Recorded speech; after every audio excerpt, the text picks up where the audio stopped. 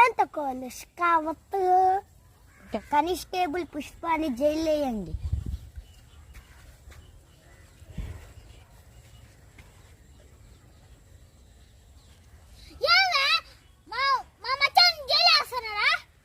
మీ దగ్గర ఒకటి తక్కువ అయింది. ఏం తక్కువ అయింది? అయ్యో మాకడ ఒకటి తక్కువ అయింది. ఏంటది? సార్ సికావద్దు సార్, నాదే తప్పు, సారీ సార్. కానిస్టేబుల్ జైలు తీసేయండి. నా వాట నాకు జరగాలి. Okay sir.